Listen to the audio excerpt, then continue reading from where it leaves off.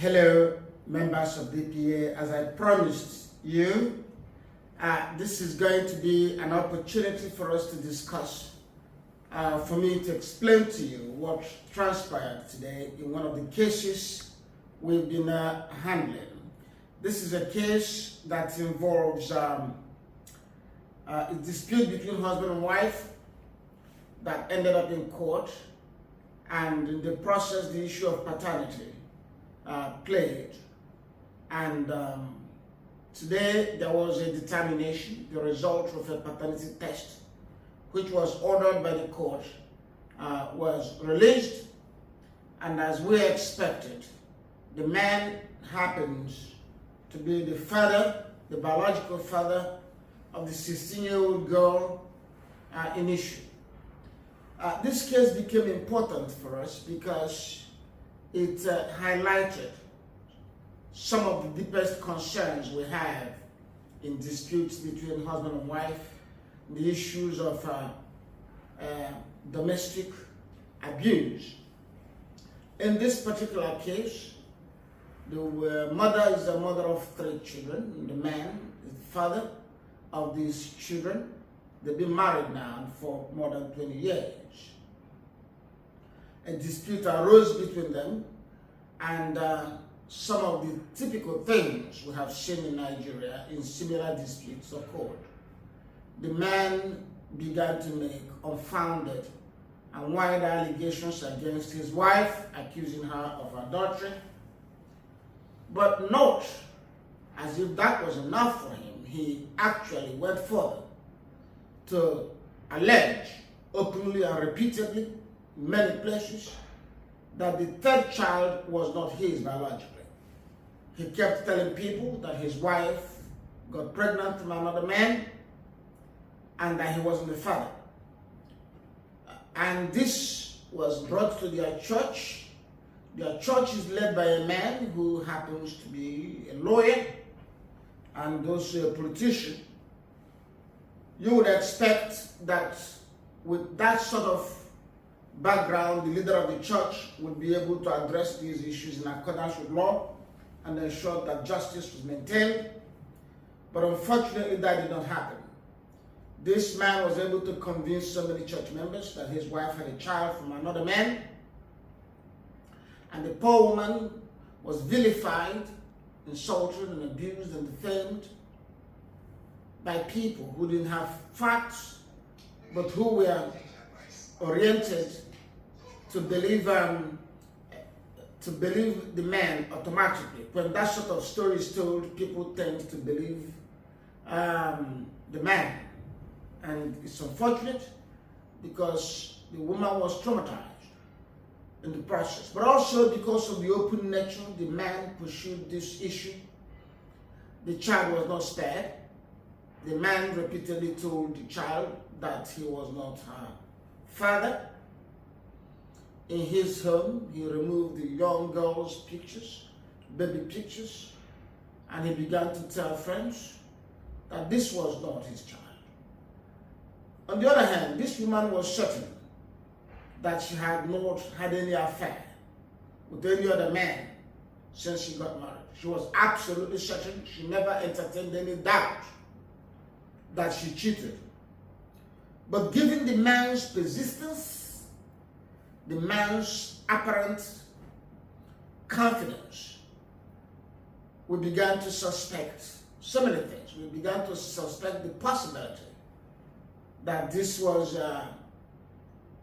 there was a mistake at the time the child was born and the child was switched, and the man somehow realized he wasn't the biological father of the child, and he wanted to make a mountain out of it. So we were concerned. We had to allow all possibilities to play.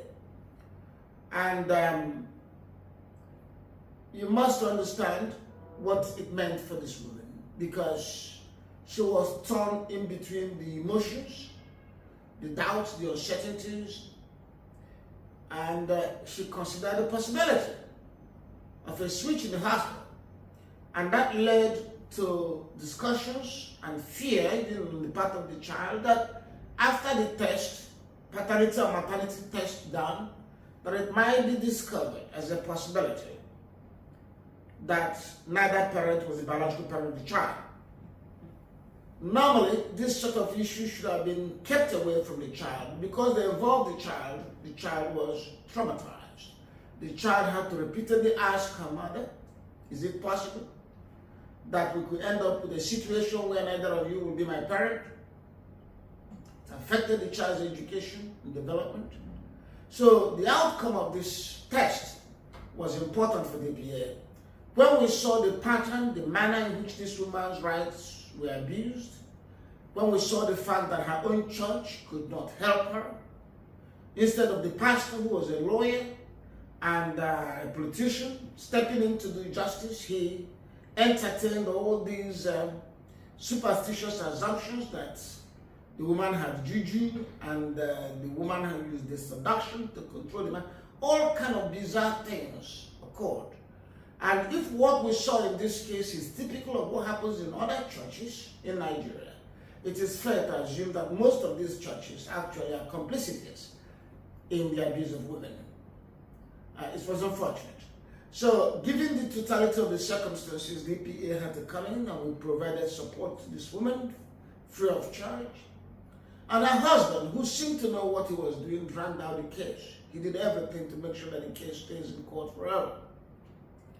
But today, the test is out, the test was read in court, and the woman was vindicated. The man is the biological father of this child, as he has done so much to deny. And going forward, we will leave it up to court to determine what will be appropriate. But we felt it's necessary to use this case as a test case because we understand that many women are in similar circumstances. It takes a society with a particular orientation to automatically believe every vile story told about a woman. All those things that accuse the woman of doing were things that men routinely do, and questions are not asked. In fact, in this particular case, there was never a moment that anybody in the church or in their immediate surroundings ever asked what was the man's own record. Was it possible he was having an affair? No, that was taken for granted that even if he had an affair, that was okay. It was the innocent woman who never had an affair that was blamed for an affair that was totally a fiction. Today, that the case has come to this point and the issue of paternity has been totally disposed of and conclusively showing that the man is the biological father, we understand that this is not the end of it. Instead of admitting that they made a mistake, instead of admitting they were wrong and apologizing to this woman, we are going to find that the story is going to be, oh, how lucky she was. She was lucky, she escaped the trap. Nobody is going to understand that there was an abuse, that there was a deliberate manipulation of lies, calculated to tarnish a woman, to smear her, to discredit her, and to isolate her from her friends and community. That is the injustice. Nobody is talking about it. They're going to make it look very simple. And then it means, actually, that whenever a man and a woman have disputes in Nigeria, the man can actually fabricate some fantastic lies, and questions will not be asked. That in itself is unjust, and that is something that the EPA would not encourage. That is something that the EPA Family Clinic will be fighting against. I am grateful, and I thank our lawyers who worked so hard in this case, and I thank our members who were steadfast in supporting this woman morally. I thank all of you today. We are vindicated, and I use this opportunity to say to all the women in similar circumstances, all people in this country who face allegations, malicious accusations of what they didn't do because of their gender, or because of the power differential between the individuals, I want to say to them that DPA is here to help you. DPA is your last hope. You can come to us, we look into your case, and if we determine that there is substantial injustice against you, and if we determine that it's happening because you don't have money to fight for yourself, DPA is going to step in and provide support. as we provided in the case of this woman. For the young girl that has gone through this trauma, we know steps will be taken to see how we could help her to overcome and recover from the shock and emotional stress she must have gone through. And hopefully we believe at the end of it, there will be justice for this woman and her child and for this family so they can begin to heal. Thank you so much, ladies and gentlemen, and I will give you updates about this case because this is not the end of it. We are going to look in deeper into similar cases and various other ways that DPA could help stamp out these sort of abuses in this country. But thank you very much for your time and attention. Bye.